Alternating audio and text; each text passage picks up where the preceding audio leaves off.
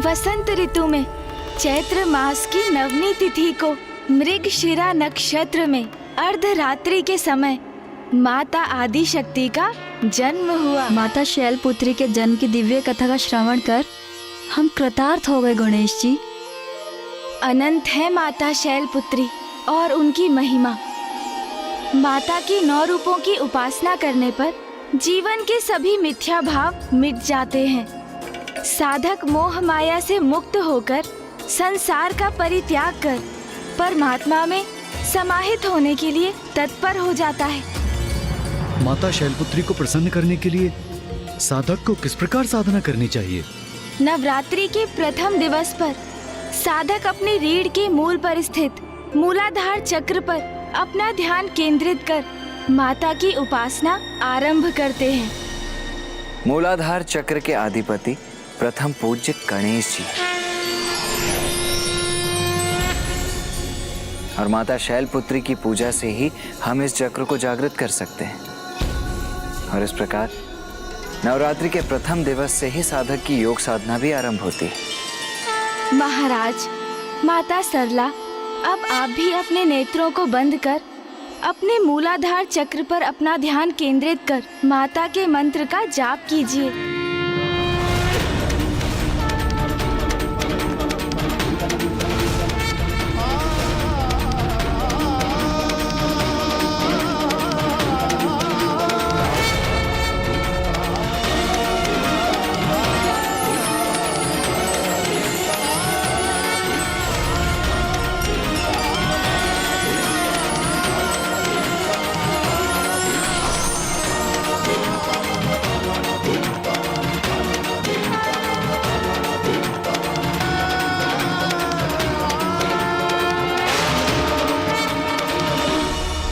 शांति, अपार शांति, सभी चिंताओं से परे, अनुपम, अनूठी, सुखमय शांति का अनुभव हुआ मुझे। नवरात्रि के प्रथम दिवस पर माता शैलपुत्री की कृपा से आप दोनों के साथ हम सभी की भक्ति और योग की यात्रा आरंभ हो गई।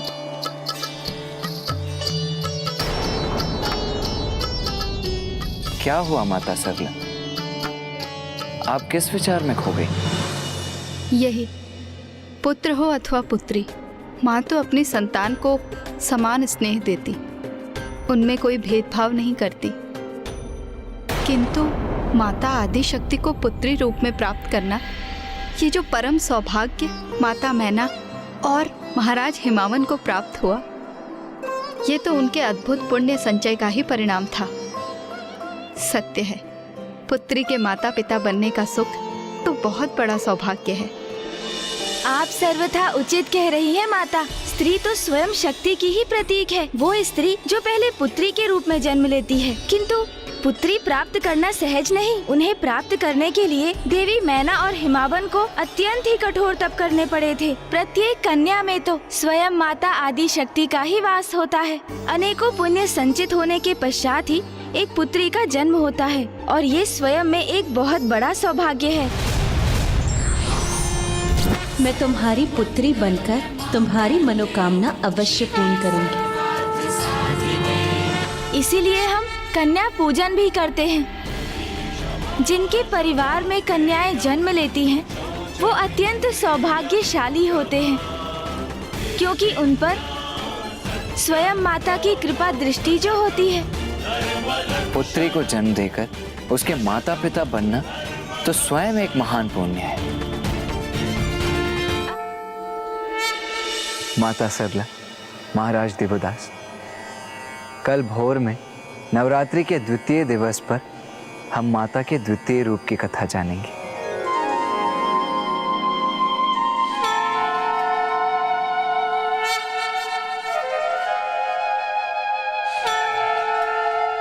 माँ वहाँ अकेली है, उनकी पीड़ा विचलित कर रही है मुझे।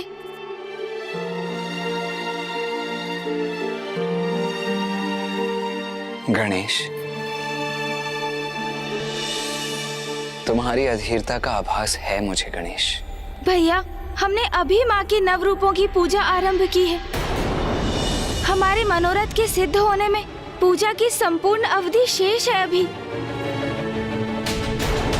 भैया, क्योंकि वहाँ माँ सर्वथा अकेली है, पिताश्री की प्रतीक्षा कर रही है और वही माँ के मंदिर के बाहर ऋषि जैगेश्वर ने पिताश्री के दर्शन की अभिलाषा में स्वयं को अन्न जल से वंचित रखा है। माता की कथा के संपन्न होने तक ऋषिवर का कुछ अहित हुआ तो अनर्थ हो जाएगा भैया। और उधर ज्ञात नहीं दुर्गमासुर वेद माता को कहाँ स्थित कर उनके साथ कैसा दुर्व्यवहार कर रहा होगा। इतना ही नहीं, पिताश्री मंदार पर्वत पर ही स्थित है। अपने उस वचन के कारण काशी लौटने में असमर्थ है जो उन्होंने राजा देवोदास को दिया था। महादेव, काशी में मात्र एक ही राजा रह सकता है। फिर वो काशी राजा आप हैं अथवा मैं। और यदि राजा बनने का कर्तव्य मुझे पालन करना है तो आपको काशी छोड़कर जाना होगा महादेव, तो आपको काशी छोड़कर जाना होगा महादेव। तो आप ही बताइए भैया, ऐसी स्थिति में मैं अशांत और अधीर कैसे ना हो। तुम सर्वथा उचित कह रहे हो गणेश। समय के साथ स्पर्धा है हमारी, जिसमें अब एक एक पल असहनीय हो रहा है। किंतु गणेश, हमें यह भी स्मरण रखना चाहिए कि संसार में जो कुछ भी होता है वो माँ की इच्छा के अनुसार ही होता है। और वो भी यही चाहती हैं कि हम सभी नवरात्रि के व्रत रखें, उनका पूजन करें और माँ की इच्छा की पूर्ति हम पूर्ण निष्ठा और संपूर्ण भक्ति भाव से करेंगे। क्योंकि जब और कोई मार्ग नहीं सोचता तो भक्ति में डूबकर ही अपना कर्तव्य निभाना चाहिए। क्योंकि माँ अपने भक्तों को कभी निराश नहीं करती गणेश। उचित है भैया, माँ ही इन सभी संकटों का निदान करेंगी। मैं तो अब बड़ी उत्सुकता से कल भोर की प्रतीक्षा कर रहा हूँ। माँ की कथा जब तक संपन्न नहीं होगी तब तक महाराज देवोदास नहीं समझ सकेंगे कि उनसे कैसी अनिष्टकारी भूल हो गई है।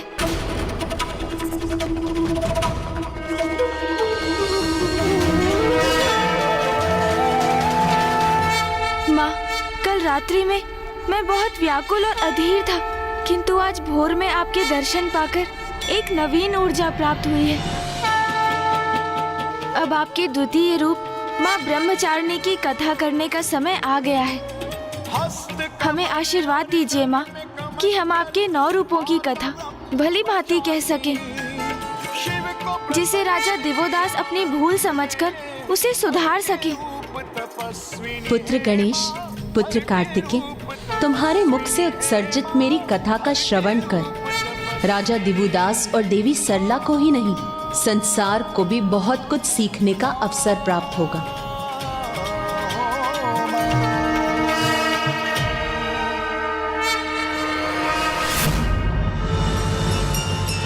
अब मैं आपको माता ब्रह्मचारिणी की कथा सुनाता हूँ। अपने माता पिता के अपार लाड़ दुलार में माता शैलपुत्री की आयु में वृद्धि होने लगी। माता मैना और राजा हिमावन अपनी लाडली पुत्री को उचित संस्कार प्रदान कर रहे थे, इसीलिए वो अत्यंत सुशील और सर्वगुण संपन्न थी, किंतु वो नटखट भी थी। राजभवन में उनकी बाल्यावस्था अत्यंत सुखमय और सुंदर थी। यद्यपि तारकासुर ने जिस प्रकार पूर्व में उनके अंत हेतु अट्टासुर को भेजा था, उसी प्रकार इस अवधि में भी वो अनेकों असुरों को निरंतर भेजता रहा। किंतु वो असुर सप्त ऋषियों द्वारा स्थापित रक्षा कवच को नहीं भेज सके और माता इन सभी आक्रमणों से पूर्णतः सुरक्षित और अनभिज्ञ थी।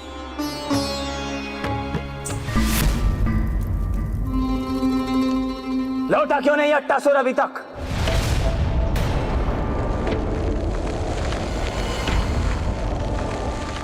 महाराज, ऐसी सूचना प्राप्त हुई है कि अट्टासुर का अंत हो गया है।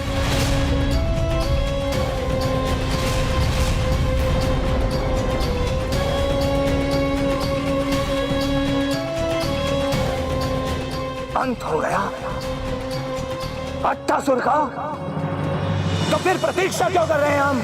अन्य असुरों को भेजो, अभी जाओ, अंत कर दो शक्ति का जिसने उस राजभवन को अपना निवास बनाया है। जाओ।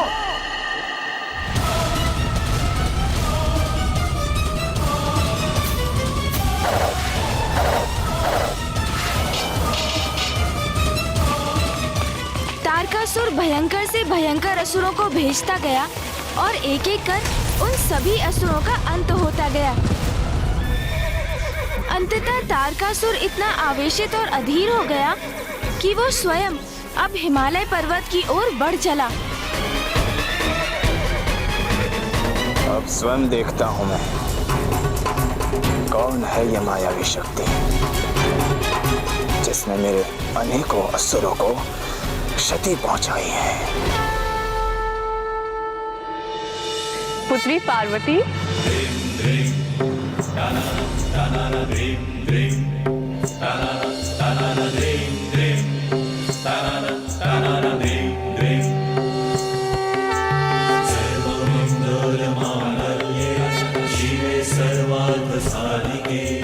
लो पकड़ो इस कंदूक को।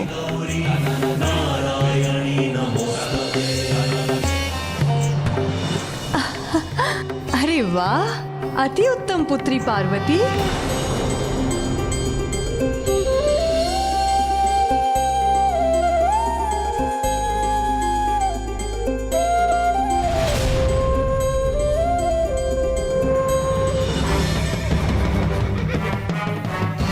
अंत होगा आज उस शक्ति का जो मेरे काल को जन्म देने हेतु जन्मी है। अभी मिटा दूंगा मैं उसे, बढ़ने नहीं दूंगा ये संकट।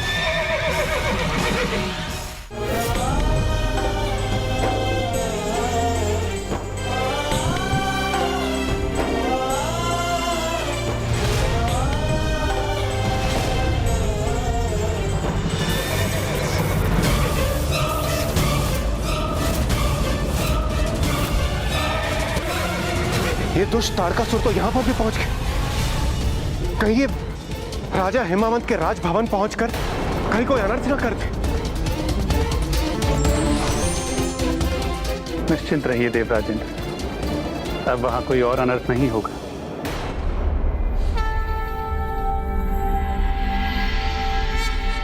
नारायणं गदाजक्षं गोविंदं कीर्तिभाजनं गोवर्धनोद्धरं देवं भूधरं भुवनेश्वरम्।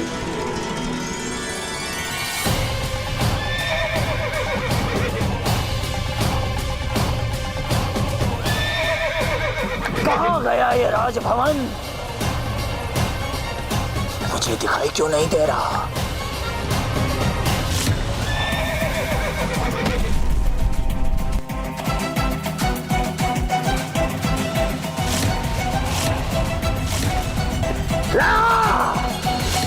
श्री हरि नारायण ने अपनी विष्णु माया के प्रभाव से महाराज हिमावन के राजभवन को अदृश्य कर दिया और इसी कारण वो तारकासुर उसे ढूंढने में असमर्थ हो गया। जब थक गया तो अंततः वो निराश होकर लौट गया और देखते ही देखते माता शैलपुत्री 16 वर्ष की आयु पर पहुंच गई।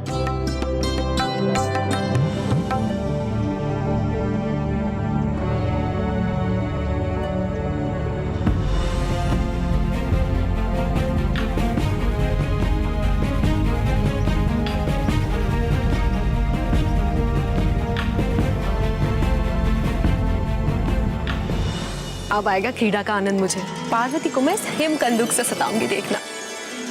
पार्वती, पार्वती कहाँ हो तुम? पार्वती, पार्वती, पार्वती कहाँ हो? सखी जया और विजया कितने भी प्रयास कर लो, इस क्रीड़ा में मुझे नहीं परास्त कर सकोगी। पार्वती, कहाँ हो तुम? पार्वती,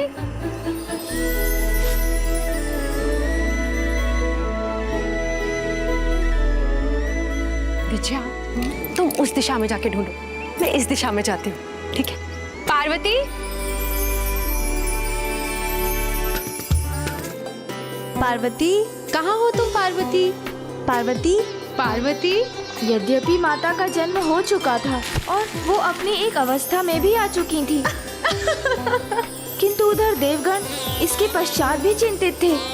ब्रह्मदेव, नारायण, माता आदिशक्ति अपने स्वरूप में 16 वर्ष की हो गई और वो अपने संसार में संतुष्ट और प्रसन्न है। तो फिर महादेव और माता आदिशक्ति की भेंट कब और कैसे होगी? प्रत्येक लीला का एक उचित समय होता है देवराजेंद्र, धीरज रखिए।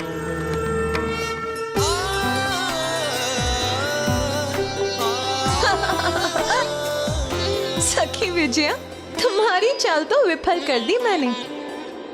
क्षमा करना सखी, मैं स्वयं को रोक ही नहीं पाई। जाओ, मैं तुम्हारे साथ क्रीड़ा नहीं करती। सखी विजया, विजया रुको तो, सुनो सखी।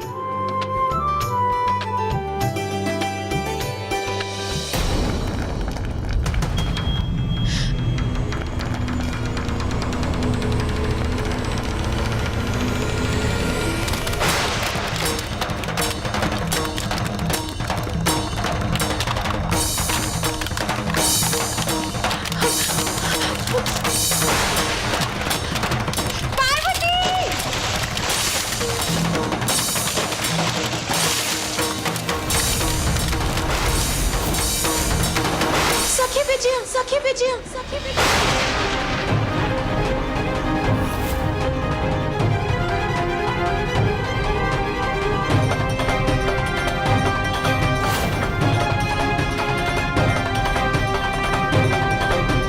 पार्वती रुको, रुक जाओ, सतह हिमें चटक जाएगी। जय, सखी विजया, तुम चिंता मत करो, कुछ नहीं होगा तुम्हें। मैं आ रही हूँ विजया। पार्वती, जय रुको। पार्वती,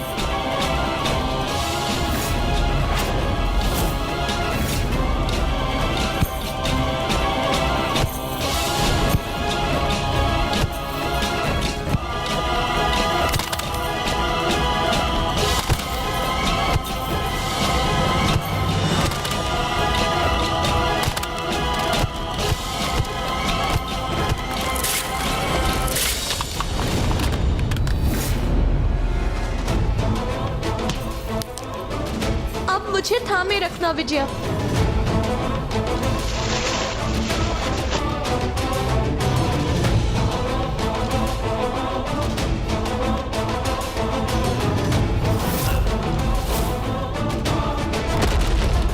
विजया, पार्वती,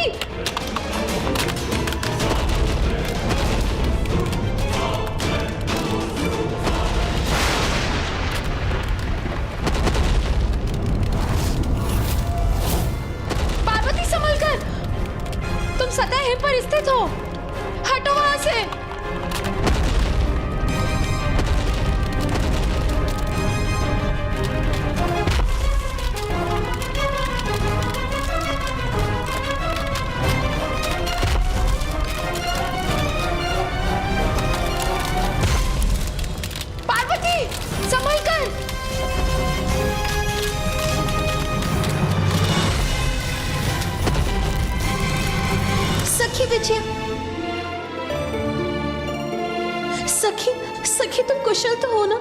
हाँ हाँ पार्वती, मैं तो कुशल हूँ। हमें शीघ्र लौटना होगा। माँ और पिताश्री अवश्य ही चिंतित होंगे। चलो चलते हैं। माता पार्वती मात्र एक सभ्य, सुशील और संस्कारी कन्या ही नहीं, अपितु इन गुणों के साथ साथ हिमावन जी ने उन्हें स्वयं अस्त्र शस्त्रों की विद्या में भी पारंगत कर दिया था।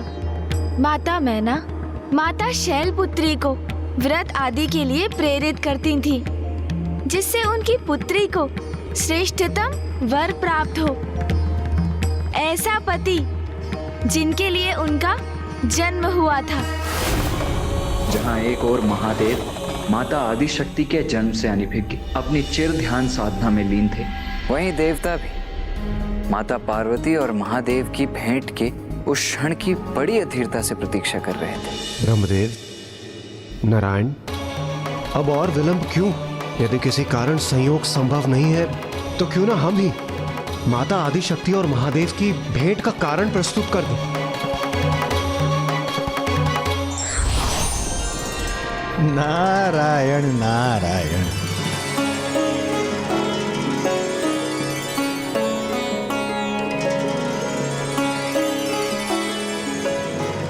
देवर्षि नारद, आप क्या कहना चाहते हैं इसकी मुझे हो चुकी है अनुभूति। बस अब इस दिव्य अलौकिक प्रणय प्रसंग के पूर्ण होने का माध्यम बनने की दीजिए मुझे अनुमति। फिर नेक कार्य में विलंब कैसा? क्योंकि एकमात्र आप ही तो हैं जो इस कार्य को पूर्ण कर सकते हैं।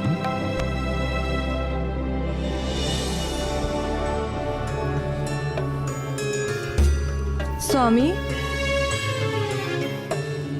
मुझे पुत्री पार्वती की बड़ी चिंता होती है। यूं तो वे आज्ञाकारी हैं, सुसंस्कारी हैं, किंतु समय समय पर अपने स्वतंत्र स्वभाव का भी परिचय देती हैं। अब जैसे कि कल ही जया और विजया के साथ एक विकट संकट की स्थिति में थी महाराज।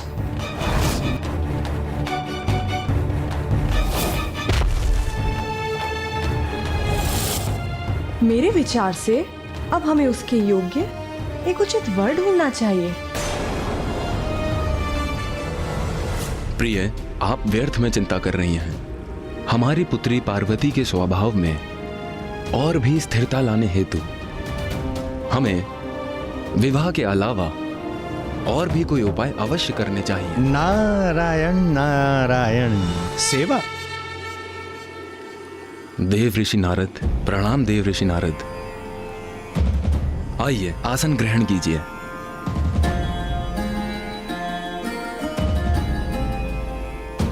आपकी चिंता दूर करने का मात्र एक ही उपाय है, सेवा।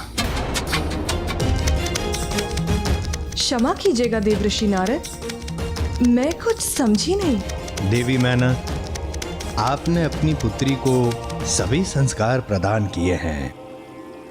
देवी पार्वती सर्वगुण संपन्न है, तो अभी उनके संस्कारों को सेवा भाव प्रदान कर कर और महान बनाने का समय आ गया है। महाराज हिमावन, आप बड़े ही धर्मात्मा हैं।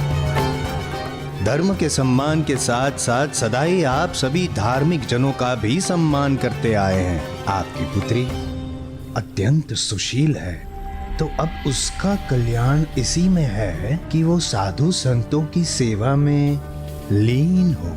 अब यहाँ देवी पार्वती के लिए सेवा प्राप्त करने का नहीं, अपितु अन्यत्र कहीं उनके द्वारा सेवा प्रदान किए जाने का समय आ गया है। ये आप क्या कह रहे हैं? साधु संतों की सेवा करने के लिए मेरी पुत्री पार्वती को किसी महान ऋषि के आश्रम में जाना होगा? नारायण नारायण। महाराज, अति उत्तम भाग्य है आपकी पुत्री का, क्योंकि यहां से समीप एक गुफा में महान दिव्य योगी समाधि में स्थित है। और विश्वास रखिए महाराज, वो कोई साधारण योगी नहीं है, अत्यंत तेजस्वी है, असाधारण है, महान है। समस्त संसार में उनकी दिव्यता का कोई स्थान नहीं। महाराज, आप अपनी पुत्री को उस योगी की सेवा में भेज दीजिए। आपकी पुत्री पार्वती का अवश्य कल्याण होगा। नारायण नारायण। देव ऋषि नारद, आपको आपके इस सुझाव के लिए कोटि कोटि धन्यवाद। मैं स्वयं मेरी पुत्री पार्वती को उस योगी के समीप ले जाऊंगा। नारायण नारायण। किंतु स्वामी, हम अपनी पुत्री को ऐसे ही कैसे किसी तपस्वी की सेवा में भेज दें? देवी मैना, ये सुझाव स्वयं देव ऋषि नारद ने दिया है। इसके पीछे अवश्य कोई बड़ा कारण होगा।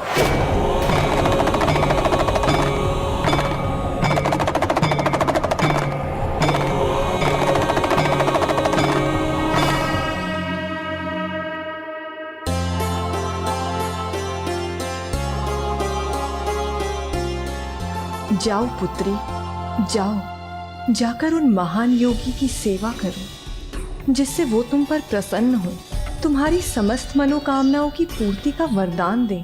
माँ, सेवा तो तभी तक सेवा रहती है जब वो बिना किसी अपेक्षा के की जाए। मैं भी संपूर्ण समर्पण से उनकी सेवा करूंगी, इसी भाव से कि उनके आशीर्वाद के सिवाय मुझे उनसे और कुछ भी नहीं चाहिए।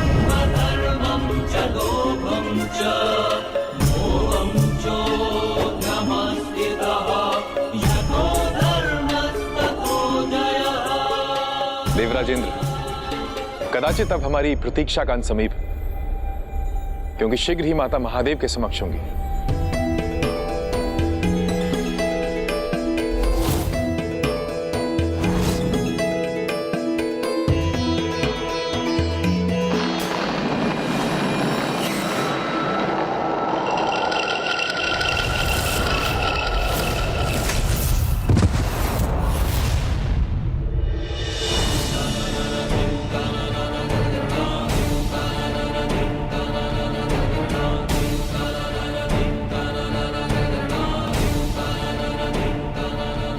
वो देखो पुत्री, वहां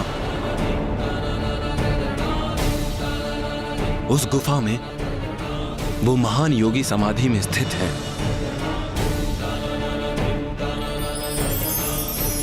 ये कैसा दिव्य और अद्भुत आकर्षण है जो मुझे उस गुफा की ओर खींचे जा रहा है।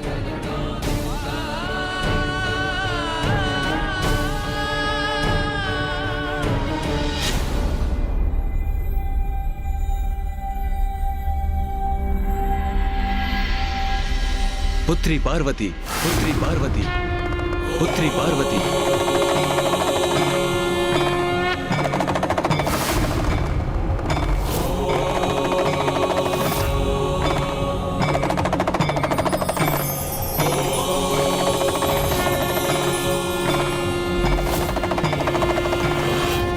इतने समय से हमें जिस क्षण की प्रतीक्षा थी, अंततः वो क्षण निकट है। और प्रतीत होता है माता आदिशक्ति को भी कोई आभास हो रहा है।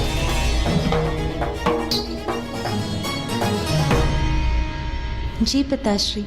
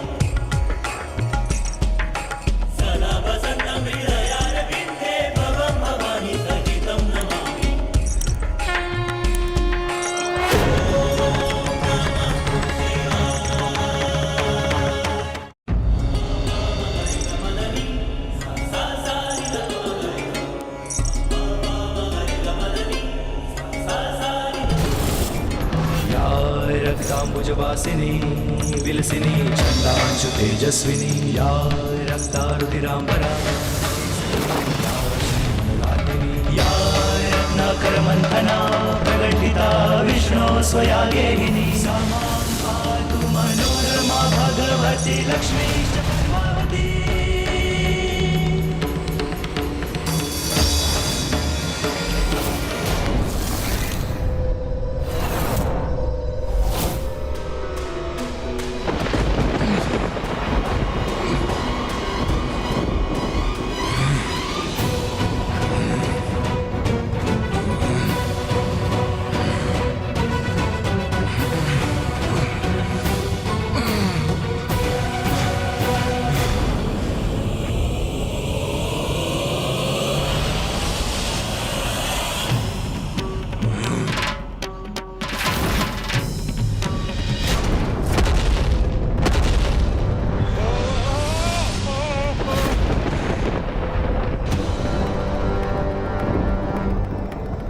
तो राजा हिमावनी है। जाओ और जाकर राजा हिमावन के राजभवन में देखो कि अभी वहां क्या हो रहा है, और यदि वहां पर देवी मैना ने गर्भ धारण किया है तो उसे वहीं पर निकल जाओ।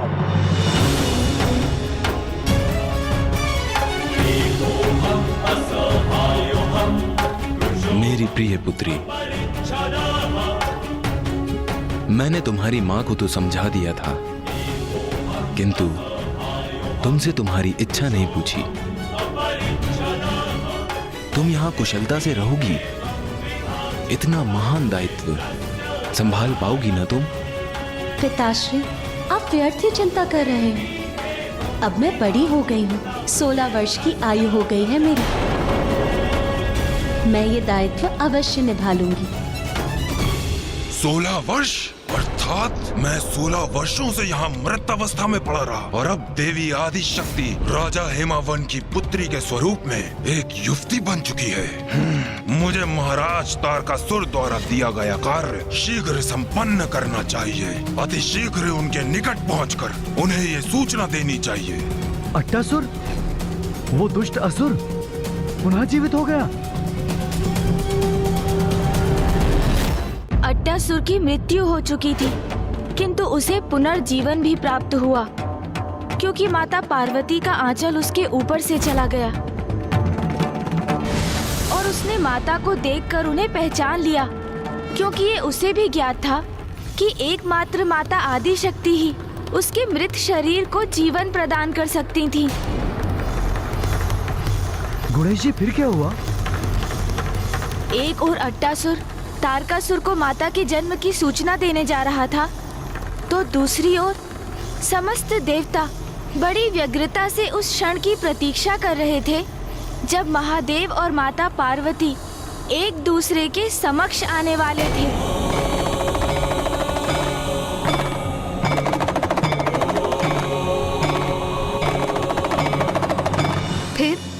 फिर क्या हुआ? 16 वर्षों की दीर्घ अवधि के लिए मृत अवस्था में था वो दुष्ट। इसीलिए उसके शरीर का भी क्षय हुआ। जीर्ण शीर्ण अवस्था में थे उसके पंख, किंतु उसके जीवन का तो मात्र एक ही ध्येय था कि तारकासुर को बता सके कि माता पार्वती का जन्म हो चुका है, और अब तो वो एक युवती में भी परिवर्तित हो चुकी है। और जैसे ही महाराज हिमावन और माता पार्वती आगे बढ़े, उस दुष्ट अट्टासुर ने उनकी दृष्टि से छिपकर उड़ान भरने की तैयारी कर ली। किंतु देवता वो भी उसे नहीं देख सके। सभी देवता, यहाँ तक कि नारायण और ब्रह्मदेव भी अपनी श्वास रोके महादेव और माता पार्वती की भेंट के इस दिव्य और अलौकिक घटना के प्रत्यक्षदर्शी बनने के लिए आतुर थे। इसलिए उनका ध्यान भी अट्टासुर पर नहीं गया, और उस दुष्ट ने उसके दुर्बल पड़े शरीर में जितनी भी शक्तियां शेष थीं, उन्हें एकत्रित कर अपनी उड़ान में झोंक दिया।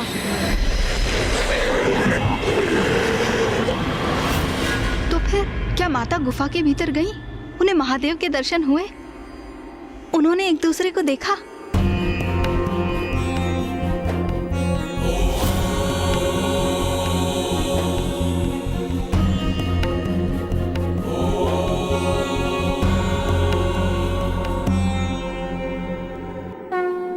माता पार्वती महादेव के बहुत निकट थी और महादेव को भी कुछ आभास होने लगा था, क्योंकि ध्यानस्थ होने पर भी माता सती की स्मृतियों के दृश्य उनके समक्ष प्रकट होने लगे।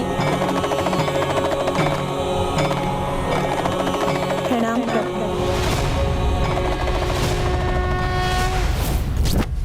संस्कार का होना सभी के लिए आवश्यक है और माता पिता का परम कर्तव्य है कि वो अपनी संतान को इसके लिए प्रेरित करें। धार्मिक वीडियो सबसे पहले देखने के लिए हमारे चैनल को सब्सक्राइब करें और बेल आइकन दबाएं।